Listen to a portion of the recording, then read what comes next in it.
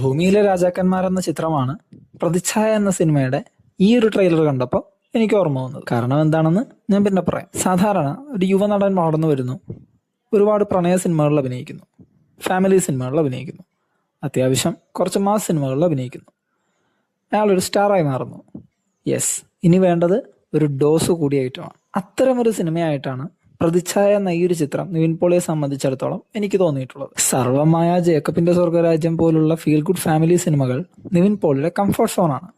എന്നാൽ അതിൽ നിന്നും മാറി മാസ് മസാല സിനിമകൾ ഇപ്പോൾ നിവിൻ പോളിയുടെ കരിയറിന് ആവശ്യമാണ്. അത്തരത്തിലൊരു സിനിമയായി പ്രതിച്ഛായ എന്ന ഈ ഒരു ചിത്രത്തെ നമുക്ക് പരിഗണിക്കാം. ഈ ഒരു ട്രെയിലർ കണ്ടപ്പോൾ എന്നെ ത്രസിപ്പിച്ച മറ്റൊരു കാര്യം എന്താണെന്ന് വെച്ച് കഴിഞ്ഞാൽ നടൻ ബാലചന്ദ്ര മേനോന്റെ ഹെവി സ്ക്രീൻ പ്രസൻസ് ആണ്. ഭൂമിയിലെ രാജാക്കന്മാർ എന്ന സിനിമയാണ് ഈ ഒരു ട്രെയിലർ കണ്ടപ്പോൾ ഓർമ്മ വന്നതെന്ന് ഞാൻ ആദ്യം പറഞ്ഞിരുന്നു.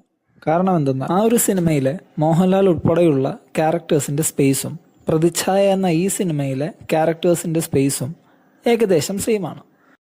നിങ്ങൾ ഭൂമിയിലെ രാജാക്കന്മാർ എന്ന സിനിമയും ഈ ഒരു ട്രെയിലറും ഒന്ന് ക്രോസ് ചെക്ക് ചെയ്യുകയാണെങ്കിൽ നിങ്ങൾക്കും ആ സാമ്യത മനസ്സിലാവും.